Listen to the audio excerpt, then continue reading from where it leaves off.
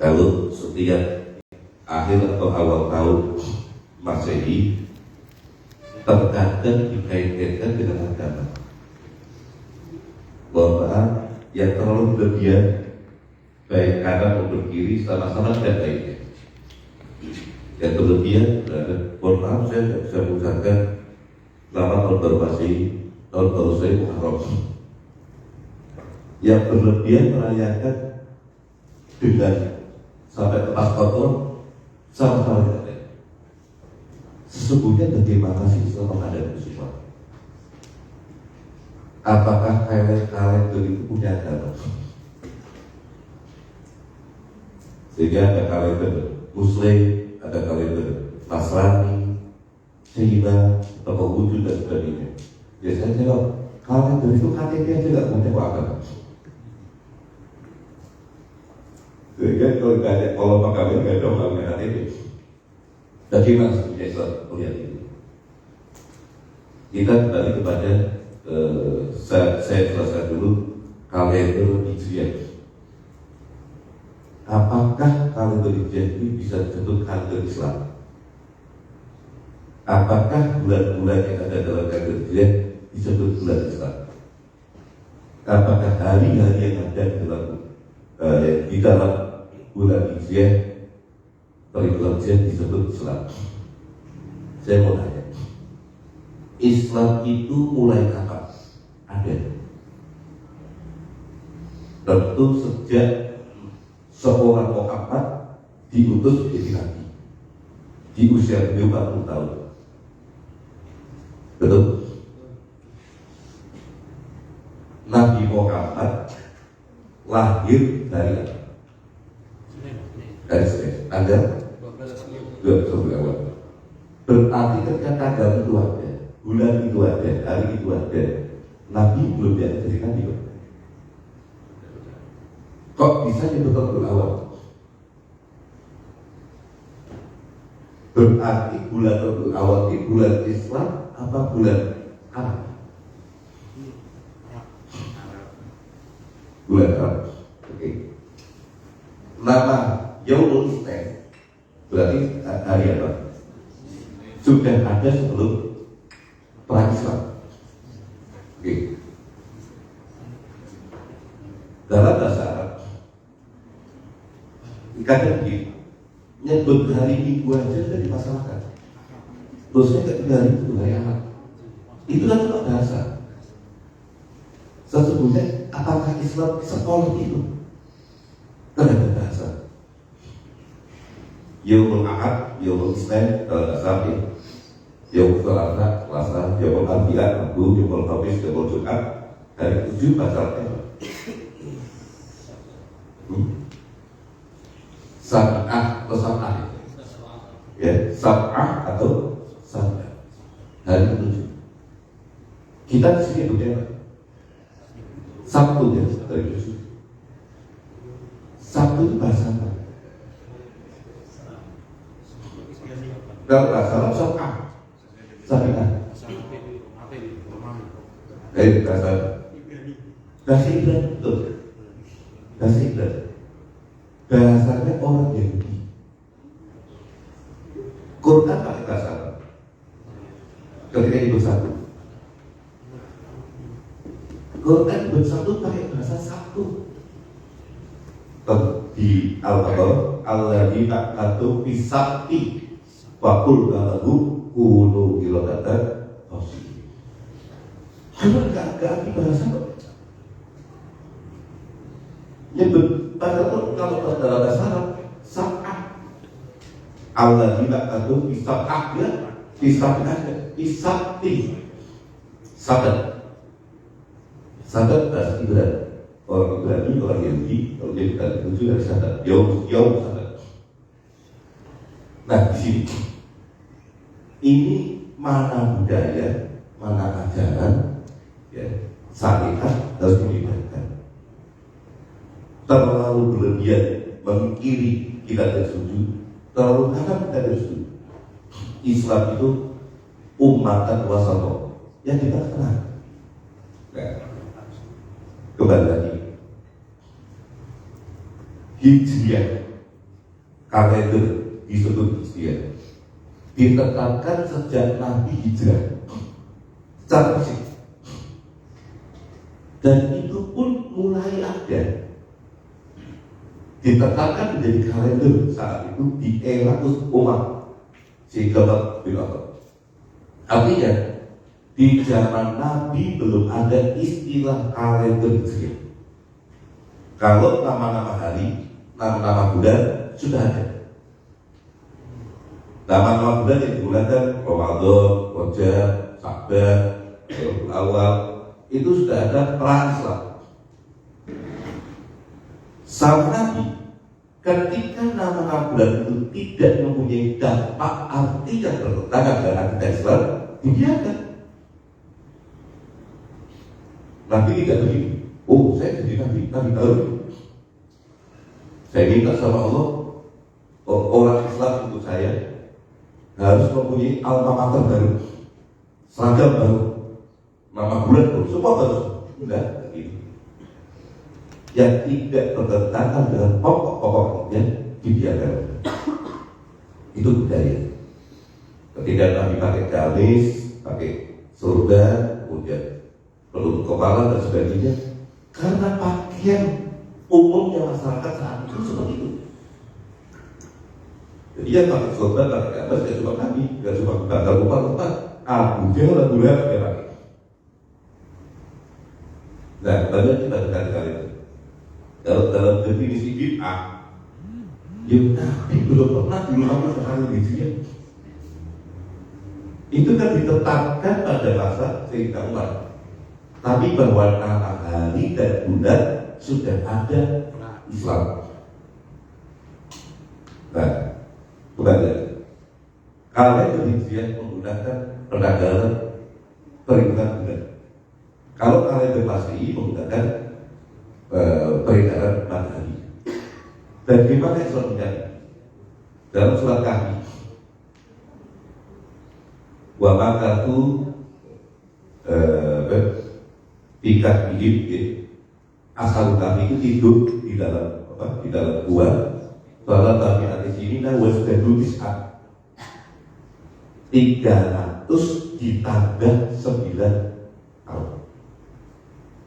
Kenapa Al-Quran tidak ada yang berikan jawaban? Waktu itu pendeta-pendeta Yahudi memberikan soal orang-orang Mekah, orang-orang kafir Mekah ini, orang-orang yang dalam agama tidak terpelajar. Mereka sering mendapatkan operan pertanyaan dari mereka. Kalau Madinah pusat keagamaan, ada Nasrani, ada Yahudi dan sebagainya yang membaca teks. Kalau Mekah, dari zaman Nabi Ismail sampai dengan Nabi Muhammad itu tidak ada Nabi. Nabi yang lain dari Ibrani dan Israel. Sehingga ketika berkaitan dengan kenabian, kenubuatan, mereka minta pertanyaan dari berita-berita Yahudi. Nah, berita Yahudi berita soal. Coba tanyakan bagaimana kabar 7 pemuda yang tertidur di luar. Nah, Nabi tidak tahu. Tapi Allah beritahu lewat surat Al-Kahfi. Jumlahnya tidurnya berapa lama? Quran berikan jawaban. Walau di atas sini kan 300 tahun. Wasdadu tis'at dan 9. Kok jawabannya kan? Karena yang tanya orang ini jago-jago, pintar-pintar. Kalau jawab 300 tahun, dia akan tanya pakai kalender berapa? Maka 300 menurut perhitungan Syamsiah itu kita ada 9 orang. Maka kalimatnya salah dunia asyina wasdadu tis'at 300 ditambah 9. 100 tahun itu tidak tahu prinsipnya. Kalau Masehi kan kalender dia peredaran matahari. Ada orang usia 100 tahun menurut perhitungan Masehi. Itu kalau menurut hijriahnya 103 tahun. Maka Nabi usia wafat 63 tahun, itu hitungannya kalender Komariah Hijriah. Kalau dimasehikan mungkin masih 60 tahun atau 60 sekian tahun, 61 atau 63 itu kalender Hijriah. Nah, kita yang hadirkan usul supaya berlanjut dalam takaran agama, memang kita pakai komanya. Salah satu contoh, laki-laki akil tarik usia 15 tahun kalau menurut madzhab Syafi'i. Perempuan akil tarik usia 9 tahun. 9 maupun 14 ini menurut hitungan hijriah, hitungan kalender komanya. Karena beda. Ini ayat hadisnya. Nanti malam mulai maghrib sampai jam 12. Kalau nasional namanya apa? Malam Jumat kan terus malam. Pergantian tahun mulai jam berapa? Nah itu beda.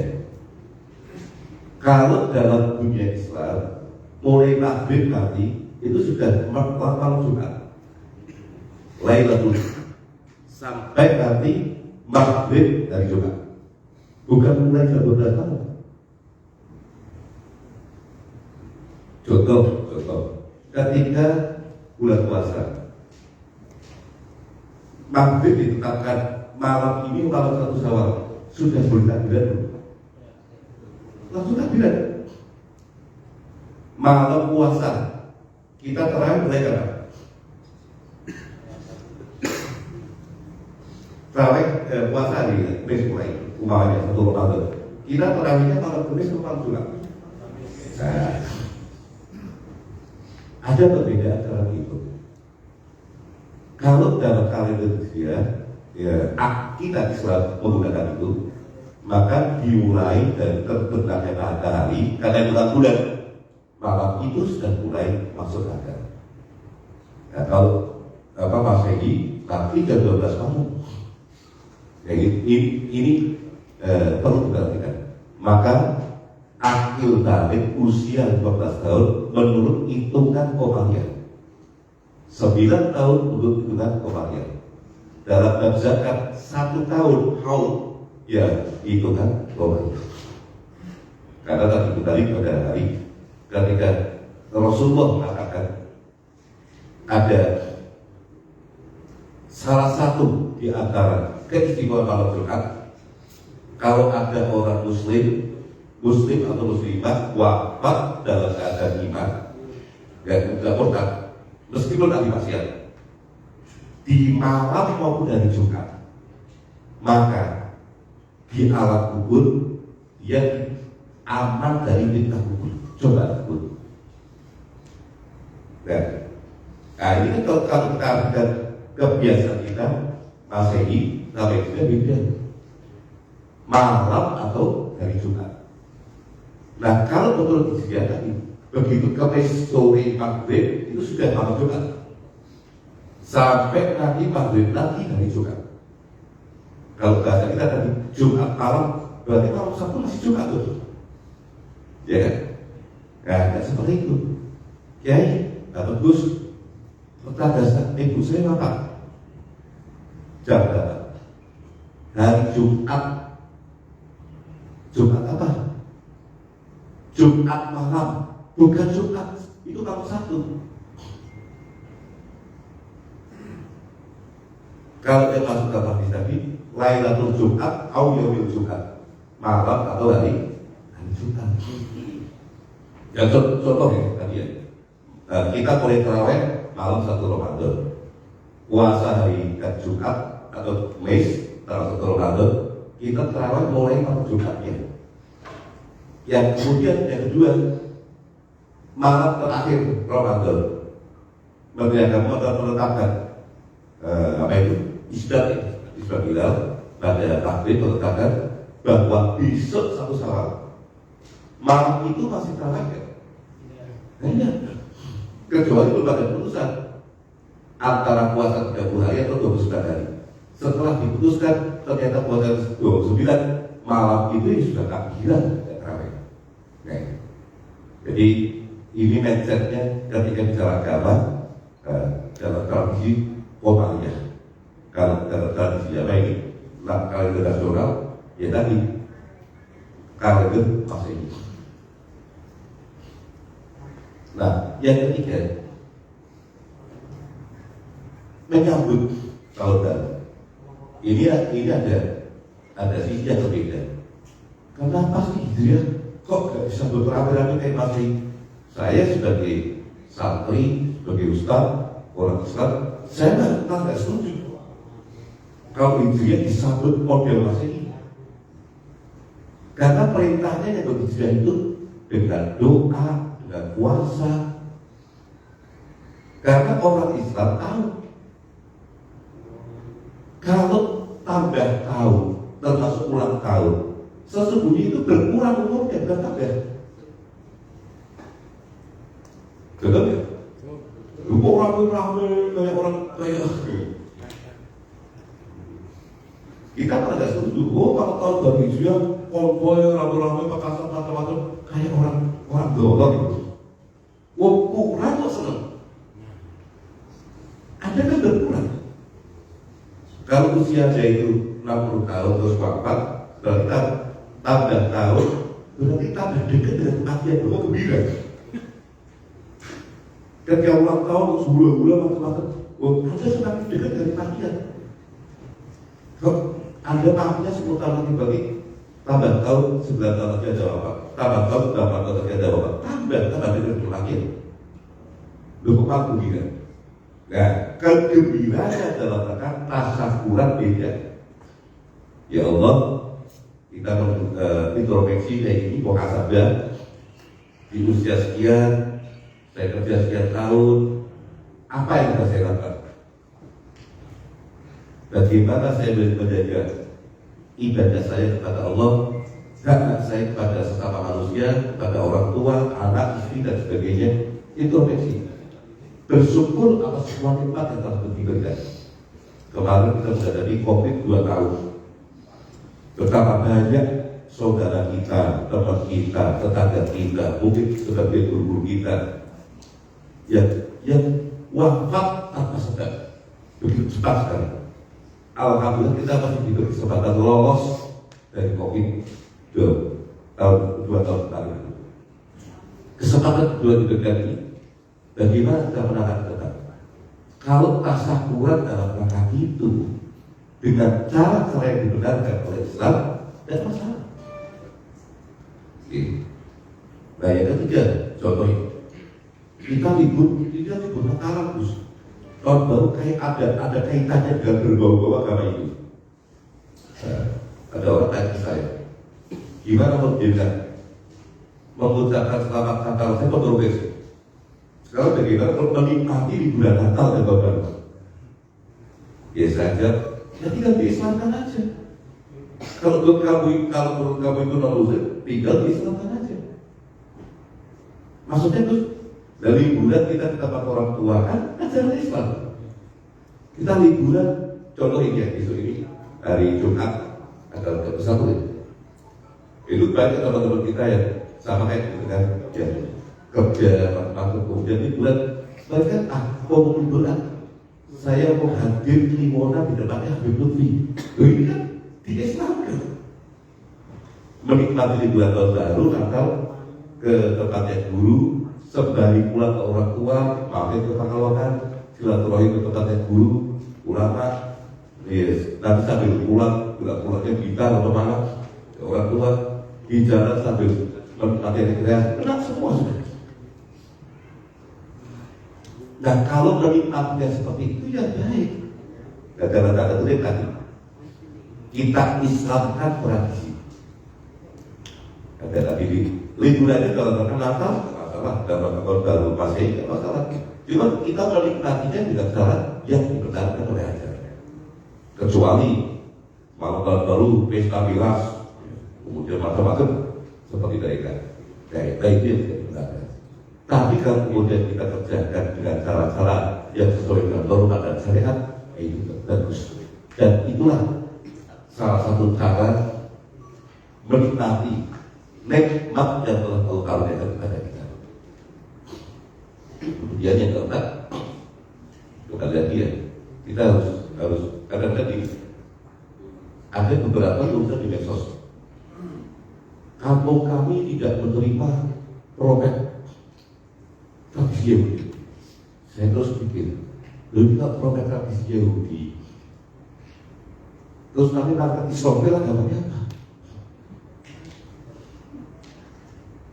Bahasa Islam itu yang monitorkan kayak jahat. Ya kan seperti itu. Oh itu sekedar apa? Adat, nggak usah dijerok-jerokin, nggak usah fanatik. Sekadarnya. Terus kalau kita nggak bertobat, yang ditorkan orang-orang kan jadi kasihan.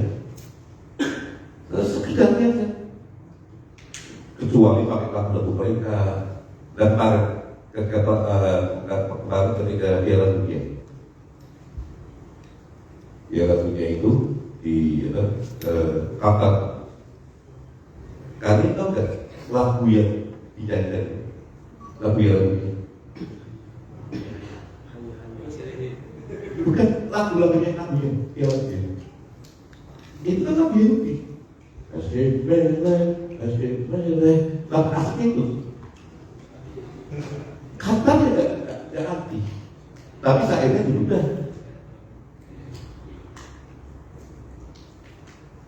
Kalau sudah dunia saat ini seperti satu atap, nggak bisa kita batasi. Terus apa itu tradisi Islam? Ada gambus, ada tandan, ada macam-macam.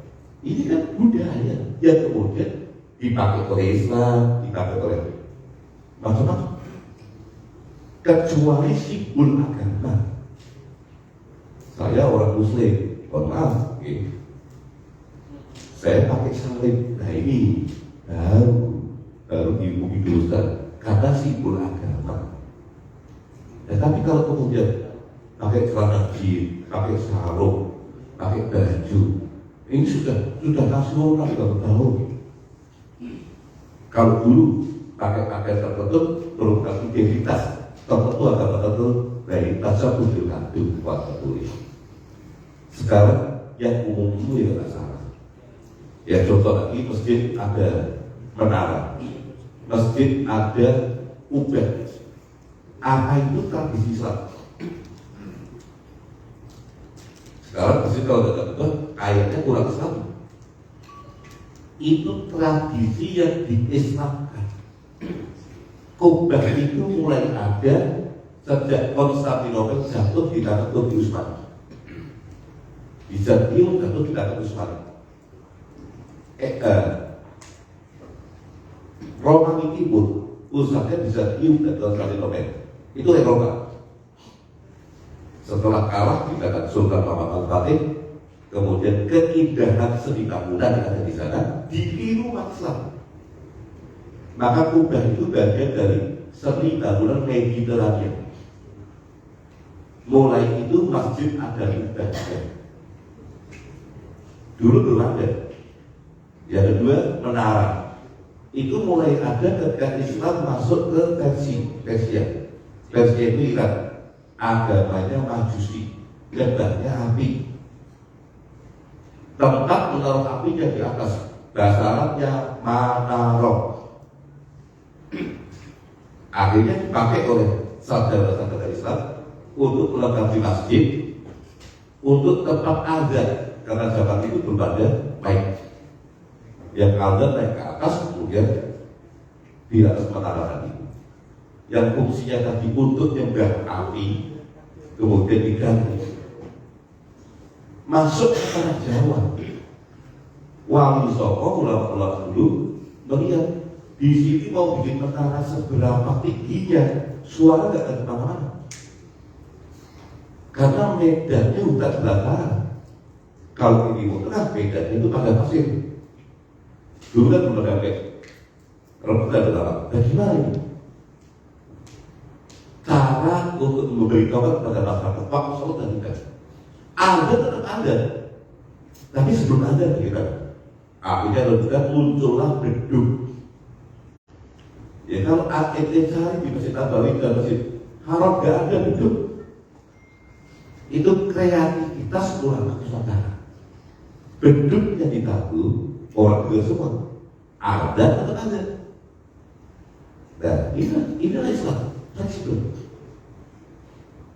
Ulama tahu kebiasaan orang Nusantara baik Jawa, Sunda dan Manapun, orang itu senang ngumpul, senang guyon. Ini kok serius amat. Jadi kalau ngumpul mereka habis sholat, habis tahlilan, terus mulai ngumpul, apalagi boleh rokok, kopi, ngobrol, itu biasanya ngobrolnya usah beda. Kalau itu kemana-mana ngobrol dia macam-macam.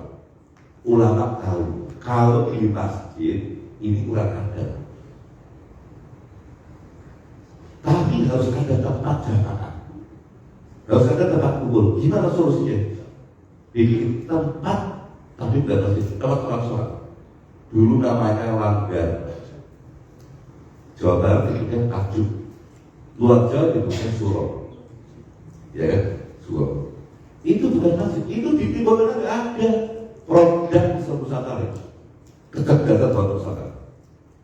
Sekarang diharapkan namanya beragam Tajuk musola, betul kan?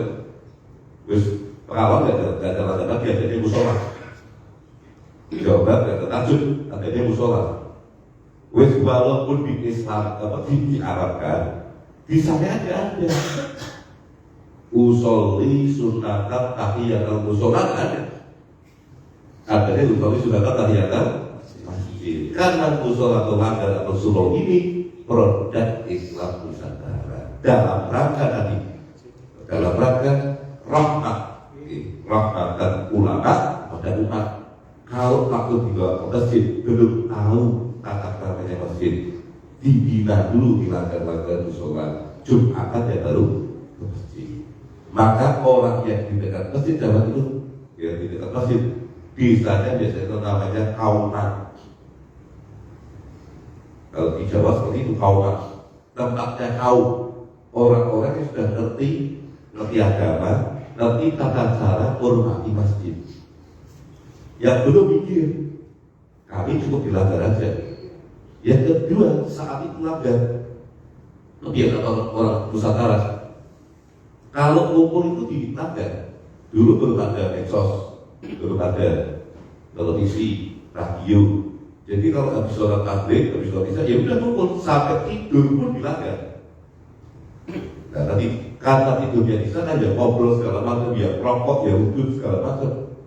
Nah kalau di langgar di musola tidak masalah, karena ada masjid. Ini ulama berdiri sampai situ untuk membedakan antara masjid dan langgar, masjid pakai beduk, musola pakai kentongan. Nah kalau di luar budaya dari mana itu?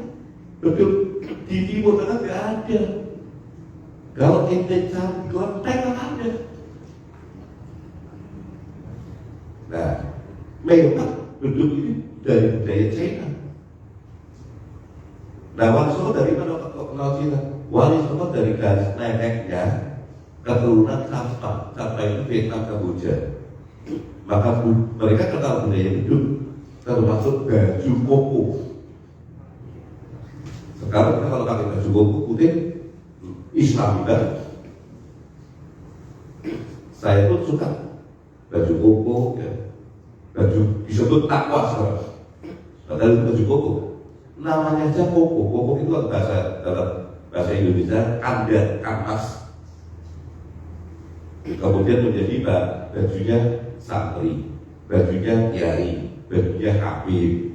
Ada satu lagi, korupot kalau tidak. Korupot itu karena baju koko, tapi kalau tidak pasti pakai koko, kopiahan. Nah, baju ini sekarang kalau di Indonesia di budaya Nusantara menjadi bajunya orang-orang santri. Awalnya baju Chinese, non Muslim. Nah, baju juga punya agama. Kalau dalam dunia Islam, baju itu yang ada satu, nutupi aurat, dua suci. Sudah. Kita mau pakai baju apa? Yang ada di bagian atas. Saya mau sholat, ya, sholat 5 waktu atau sholat lebih sholat sunat. Itu dalam teks hadisnya disunahkan pakai pakaian sebagus-bagusnya. Nah, di sini ada kemudian, di sini ada masuk. Kalau ukuran sebagus-bagusnya umpama, saya punya celana jeans papanya, harganya 1,5 juta atau 2 juta. Paling mahal pakaian saya celana jeans. Paling mahal pakaian saya kaosnya harganya 400 ribu. Baju koko paling 200 ribu. Sarung DHS paling 400 ribu. Kalau tadi sebagus-bagusnya, saya cuma itu. Terus kita mau sholat, apakah kita harus pakai celana jeans, pakai kaos? Nah, maka di samping tutupi aurat, di samping suci, yang ketiga atas. Kalau untuk sholat yang atasnya mana? Yang sholat di mana? Celana jeans tidak apa-apa, tutupi aurat. Asal suci tutupi aurat. Kemudian kaos tidak apa-apa. Tapi kalau ada pakaian yang lain yang lebih atas, ya lebih baik pakai sarung atau lebih atas. Nah, contoh itu. Dan untuk sholat itu. Nah, disinilah ada kesempatan masuk. Nah, asal untuk orang dan suci, umpama saya mau sholat ke masjid, saya pakai daster istri saya yang tidak pantas, diguyu kok. Atau pakai mukena, berarti semua udah kubut, kok nasa panganan pakai mukena. Dia walaupun itu sah, walaupun itu suci, tapi gak pantas. Maka pantas itu masuk dari yang tiga. Contoh lagi tadi ya, saya dikenal sebagai Ustaz Kiai. Sholat Id di Masjid Agung Al-Jami Pekalongan Kota. Ini nanti khotib dan imamnya Gus Dur diumumkan. Begitu saya datang pakai celana jeans, pakai kaos, apa berarti salah paham. Kira-kira pantas gak itu? Saya dengan dalam kaos ini suci. Selama ini suci, tapi kan tidak pantas kalau itu gimana? Mungkin mendadak saat masjid udah kaget, atau mungkin saya dipegang sama satu masjid, Gus, liru kebobat kok. Gak pakai kami suapin kok pakai begitu. Ya walaupun itu sah, tidak pantas. Nah, pantas kemudian berkaitan dengan adat. Ya kalau di Afrika orang-orang Maroko dan sebagainya, laki-laki pakaiannya garis-garisnya di daster. Tapi kalau itu Pak dipakai di sini dia lucu. Mungkin celana jeans dengan setelan kata pakaian meja dan sebagainya. Kalau di masjid Amerika, imam harus pakai itu mungkin karena budaya itu berasal dari sana. Tapi kalau di sini, ya sah-sah. Tapi kalau imam ya pantas. Nah, ini budaya lebih berpengaruh. Maka Islam sangat toleran dengan budaya selagi tidak bertentangan dengan kepercayaan. Kesimpulannya, umat Islam boleh nggak mengucapkan suara kata? Boleh. Ada perbedaan dalam. Saya cenderung yang berbeda boleh. Wong sekedar ucapan. Ada yang bilang sekedar ucapan saya bisa masuk Islam, Gus. Kalau dengan tekad ucapan enggak. Ucapan astagfirullah, nggak hanya amalan. Itu artis di film biasa. Gak dibiarkan masuk, gak dibiarkan tekad asyhadu alla Allah itu dibiarkan maknanya. Ya gak masuk Islam kok masuk kanan. Apalagi cuma sebagai artis berperan sebagai umat Islam terus pada saja apa sulitnya bahasa itu. Kembali kalau sudah mencapai kita ucapkan selamat karena posisinya seperti beliau. Karyawan utamanya ada yang bermuslim, ada yang berbujuk Buddha. Tapi yang besar sebagai pimpinan mengucapkan wajar. Lalu kalau itu Pak Ustadz tak bisa teman Muslim, justru sama-sama kok menjaga sokong umpamanya. Karena sebagai pimpinan kantor, pimpinan kelurahan, camat, apalagi Pak Jokowi, ya tentu mengucapkan atau teman dagang misalkan orang itu kan banyak pengrajin pabrik itu haji, kiai, hubungan dagang sama ambil hubungan kerja sama non muslim, kainnya. Ketika lebaran saat mengucapkan wajar, hanya sekedar menjaga hubungan. Menurut saya tentu pada pendapat yang memperbolehkan. Saya hormati pendapat orang-orang yang tidak membolehkan silakan, tapi tidak dipaksakan. Yang kedua, sekedar mengucapkan selamat tahun baru Masehi, nggak masalah. Ya tapi sekedar ya cuma ada berbangsa aja. Terus mengaku Masehi, mengaku apa aja, mengaku Masehi itu aja. Dalam kitab-kitab kita kalau di ulama-ulama masa lalu, kalau tulis kalender biasanya misalkan ada 12 Jumadil Awal tahun sekian, muwafikon bertepatan dengan tanggal sekian November tahun 1400 sekian miladiyah dan tidak masih itu masalah. Itu biasa. Nah, bukan lagi ya. Karena saya cenderung pada pendapat yang benar-benar.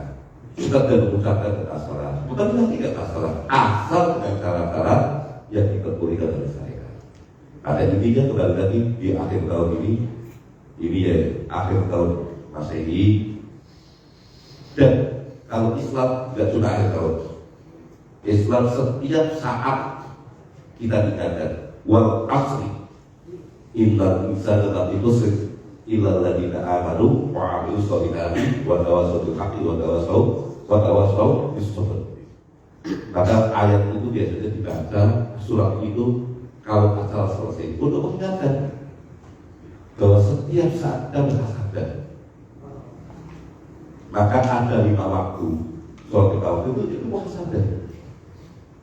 Dari mulai subuh kita bangun muhasabah. Ya Allah, alhamdulillah saya masih dikasih kesehatan. Bayangkan kalau subuh kita bangun nyawa masih ada, tapi stroke saya tahu-tahu separuh badan mati, tahu-tahu mulut bencong, tetapi pasti tahu-tahu lipat mata nggak bisa lihat, nolak tapi lalu siapa yang jadi? Semua sehat, masih semua sehat semua ya Allah, alhamdulillah. Nah, kemudian sholat subuh, duhur, puasa dari subuh sampai duhur ini apa yang kita lakukan? Masih diberi keselamatan, kesehatan, telepon anak istri sehat semua. Siapa yang jawab? Kita berangkat ke sini tiba-tiba telepon, Pak, itu si pulang kecelakaan, kami mau ke sekolah ditabrak ibu, kasih tahu. Kemarin kayak di Cianjur itu jam 1 siang tahu-tahu ada gempa, misal dampaknya sudah terjadi di sini di luar kota. Ibadah telepon, misalnya hancur berat di Cianjur dan apa itu gempa. Siapa yang bidangnya? Tahu telepon istrinya korban rombak, anaknya hilang.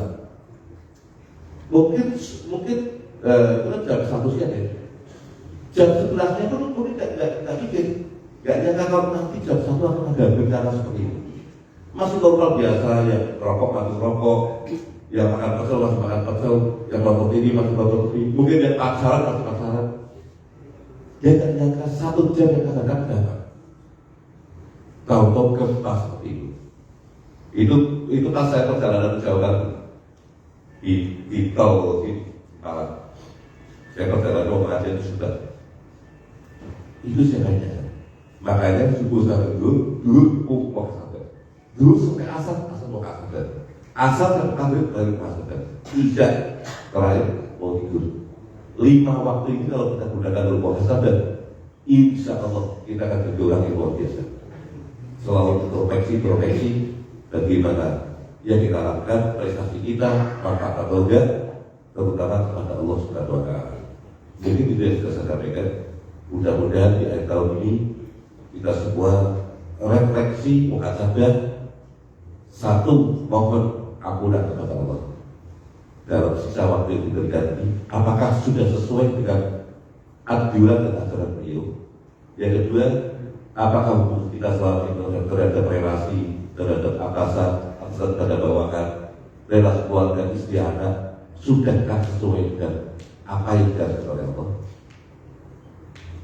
Atas semua itu kita baca istighfar kepada Allah, mohon ampun kepada Allah, kemudian mengucapkan alhamdulillah atas nikmatnya sudah. Mudah-mudahan di kesempatan berikutnya diberikan lebih baik. Kita kata Nabi, termasuk rugi orang yang hari ini kebaikannya sangat yang baik. Itu motivasi. Tapi motivasi hari ini harus lebih baik dari sekarang, besok harus lebih baik dari sekarang. Itu motivasi dari Nabi Sallallahu Alaihi Wasallam. Mari kita taruh istighfar.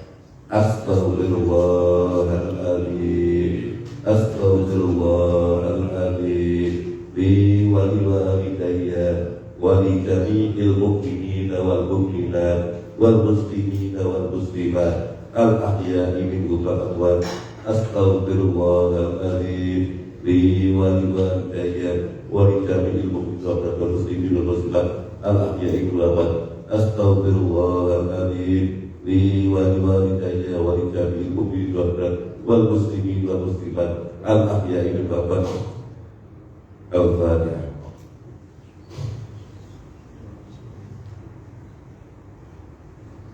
Bismillahirrahmanirrahim. Al-Fatihah biyadil qabul wa rusul wa rusulika wa kulli sabrin wa aqul wa salaika idhar wa badri wa dunya wal akhirah dafi'atan bi tulisan daripada ibu daripada wali ahbabina wa li awladina wa li masihina wa ala yadina Allah yudawilu qulubana wa qawalibana wa atuqa wa al-huda wal afaq wal mawta ala fil islam wal iman bila bihdati wa latihan bi'aqli sayyidi wa lati akbar ala hadiyah wa ala kulli salihah wa ala mana wa salatu salihun wa ila hadratina Rasulullah sallallahu alaihi wasallam. Al-Fatihah.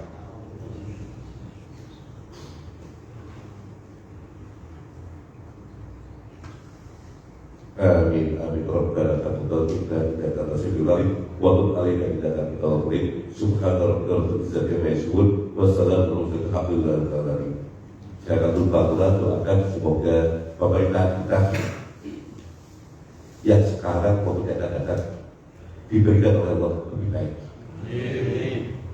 Ulama-ulama kita, orang tua kita selalu sehat, berafiat, panjang umur, kemudian bangsa kita baik kaum muslimin maupun yang lainnya diberikan rasa saling asih, asah dan asuh, saling mengasihi.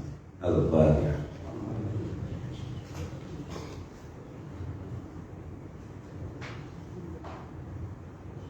Demikian yang dapat saya sampaikan. Mohon maaf atas kekurangan. Wassalamualaikum warahmatullahi wabarakatuh.